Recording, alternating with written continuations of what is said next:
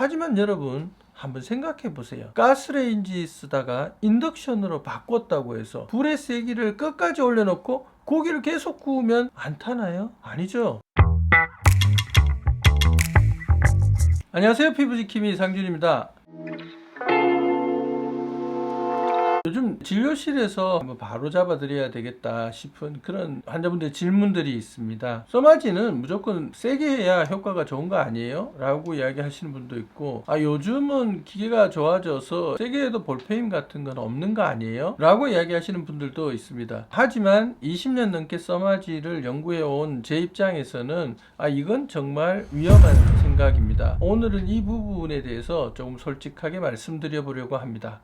잠깐 시간을 돌려볼까요? 제가 처음 써마지를 2004년에 도입하고 한 2년 정도 경과한 2006년쯤이었던 것 같습니다. 당시에 이제 써마지 시술 후에 이제 볼페임이라고 지방이 이렇게 좀 위축이 되는 이런 사고가 약 1만 분의 1 정도로 발생했다는 그런 리포트들이 있었습니다. 한번 얼굴에서 볼에 지방이 꺼지면 이게 되돌리기가 참 쉽지가 않은데요. 그래서 당시에 이제 제조사를 즉 솔타 라는 회사를 중심으로 에너지를 너무 세게 쓰는 것은 좋지 않다. 안전하게 시술하는 것이 중요하다. 라는 쪽으로 이 가이드라인이 정리가 되었었죠. 그것이 보편화되면서 이런 이슈가 많이 줄어들었습니다. 저희도 그 시기부터 써마지의 강도와 효과와 이런 것들의 상관관계에 대해서 지속적으로 연구를 해왔고, 써마지 관련된 논문만 저희가 12편을 발표를 해왔습니다. 그런데 시간이 20년 정도 흐르다 보니까 그때의 그 히스토리, 그때 있었던 상황들을 직접 겪어보지 않은 의사 선생님들도 많아지게 되었고요. 요즘 다시 또 들리는 이야기들이 있습니다. 요즘은 기계가 좋아졌으니까 뭐 세게 해도 되고 강하게 해야 효과가 확실하다, 이렇게 말씀들을 하는 거죠. 기계는 분명히 좋아졌죠. 써마지 이 장비는 1세대 TC부터 지금의 4세대 FLX까지 아주 비약적으로 발전을 했습니다. 지금 이 4세대의 FLX는 매 샷마다 피부 저항값을 계산하는 기술로 있고요. 하지만 여러분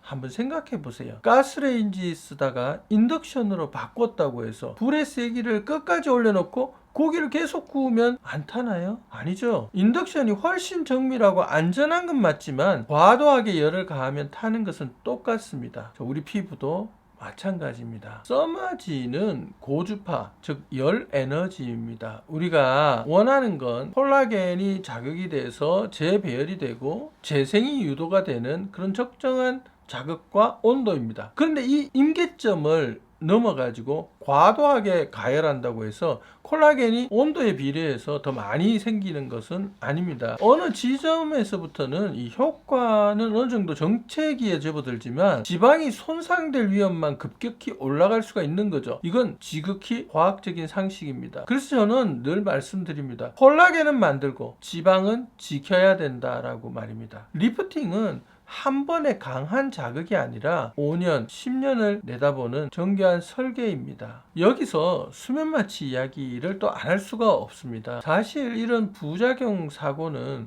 수면 마취 상태에서 생기는 경우가 정말 많습니다. 왜냐고요? 써마지는 환자분이 느끼는 약간의 뜨거움 또는 통증, 이런 피드백이 의사에게는 아주 중요한 신호입니다. 근데 환자분이 수면 마취를 통해서 주무시고 있다면 그 신호를 들을 수가 없잖아요. 환자가 반응이 없으니 시술자도 자기도 모르게 에너지를 과하게 올리기 쉬운 환경이 되는 거죠. 강하게 하는 게 목표가 아니라 안전한 범위 내에서 정교하게 하는 것이 진짜 중요한 부분이라는 것을 꼭 기억하셨으면 좋겠습니다. 최근에도 이 아이돌 출신의 모 연예인이 시링크라고 하는 일종의 하이프 계통의 시술인데 이것을 받고서 화상을 입은 사건이 있습니다. 저도 이제 피부과 의사니까 다른 선생님들 유튜브를 보는 경우가 있죠. 보면서 참 요즘 재미있는 그런 현상이 좀 있는데요. 그동안 수면 마취하고 시술에도 괜찮다, 또는 오히려 그 수면 마취를 권장하시던 선생님들의 말씀들이 최근에 좀 싹 바뀌는 경향이 있습니다. 수면 마취를 하는 것이 그닥 좋지는 않고 그런 것들을 권장하지 않는다라는 뉘앙스들이 많이 늘었어요. 제 영상을 그동안 쭉 봐오신 분들이라면 아실 거예요. 저는 예전부터 수면 마취의 위험성을 누누이 말씀을 드렸습니다. 수면 마취는 추천하지 않습니다. 이런 미용 치료를 하는데 수면 마취를 하는 것은 맞지 않는 겁니다. 수면 마취를 하시는 것을 저는 권하지 않습니다. 수면 마취와 관련 관련된 부분은 상당히 큰 문제로 계속 등장하고 있습니다. 저희가 조금 느리고 조금 힘들더라도 수면 마취를 지향하는 이유, 그것은 하나입니다. 결국은 그 환자분 개개인의 안전이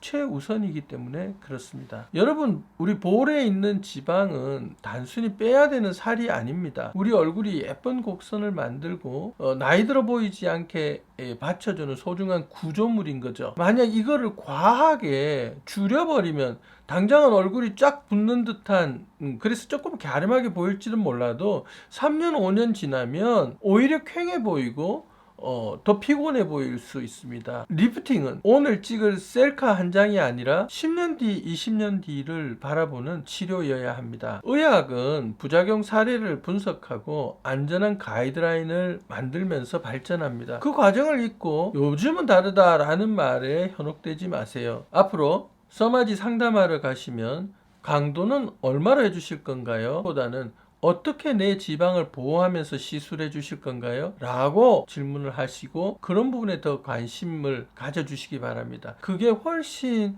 중요한 기준입니다. 그럼 다음에도 여러분이 궁금해할 정직한 피부 이야기로 찾아뵙겠습니다.